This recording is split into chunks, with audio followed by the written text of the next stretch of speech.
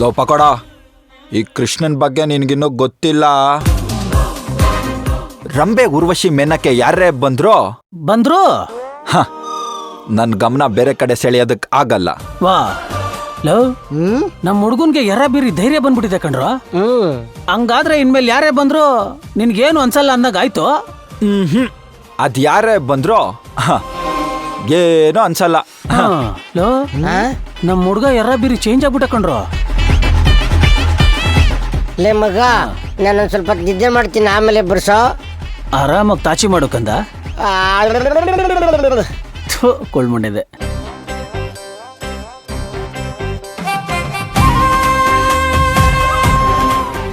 L ಹೋದ ಇವನು? ಒಂದ್ ಕಡೆ ನಿಲ್ಲೋದಿಕ್ಕಾಗಲ್ವ ಇವನ್ಗೆ? ಮದ್ವೆ ಆದ್ಮೇಲೆ ಕೈಕಾಲೆಲ್ಲ ಕಟ್ಟಾಕಿ ಕೂಡಾಕ್ಬೇಕು ಅಷ್ಟೆ.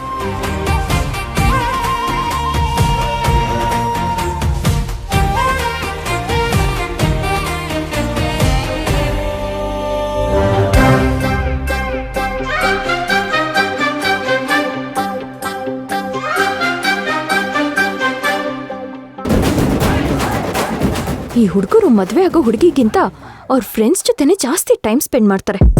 ಅಷ್ಟಿದ್ರೆ ಅವರನ್ನೇ ಮದ್ವೆ ಆಗ್ಬೇಕಿತ್ತು, ನಾವ್ ಯಾಕೆ ಬೇಕಿತ್ತು?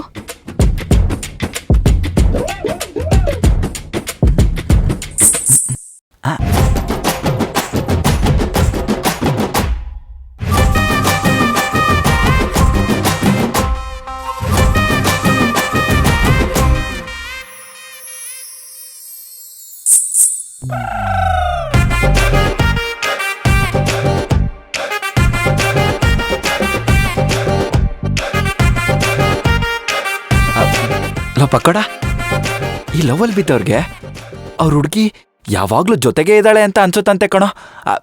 ನಿಜನಾ? ನಾಳೆ ಮದ್ವೆ ಇಟ್ಕೊಂಡು ಈಗ ಯಾಕೋ ಲವ್ ವಿಷಯ? ಇಷ್ಟ ಬೇಗ ಫ್ಲಾಟಾ? ನನ್ ಮಕ್ಳ ಅದೃಷ್ಟವಂತರು ಕಂಡ್ರೋ ನೀವು. ಅದೇನೋ ಗೊತ್ತಿಲ್ಲ ಪಕೋಡ, ಇತ್ತೀಚೆಗೆ ವಂಶಿಯವ್ರ ಮೇಲೆ ನನಗೆ ಸಿಕ್ಕಾಪಟ್ಟೆ ಲವ್ ಆಗ್ತಾ ಇದೆ ಅಂತ ಅನ್ಸುತ್ತೆ. ಸುಮ್ಮನೆ ನಿಂತಿದ್ರು, ಅವ್ರ ಕಾಲ್ ಗೆಜ್ಜೆ ಸೌಂಡ್ ಕೇಳೋ ತರ ಆಗ್ತಾ ಇದೆ ನನ್ಗೆ. ಇಷ್ಟೊತ್ತಲ್ಲಿ ಗೆಜ್ಜೆ ಸೌಂಡ್ ಕೇಳಿಸ್ತಿದೆ ಅಂದ್ರೆ ಅದು ಪ್ರೀತಿಸಿರೋ ಹುಡುಗಿದಾಗಿರಲ್ಲ ಕಣ.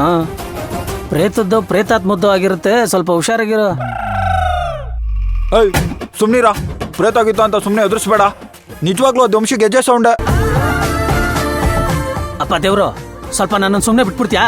ನಿನ್ನ ಹತ್ರ ಇವಾಗ ಮಾತಾಡಕ್ ಆಗಲ್ಲ, ನನ್ನ ಪಾಯಿಂಟ್ಸ್ ಎಲ್ಲ ಹಾಳಾಗಿ ಹೋಗ್ತಿದೆ.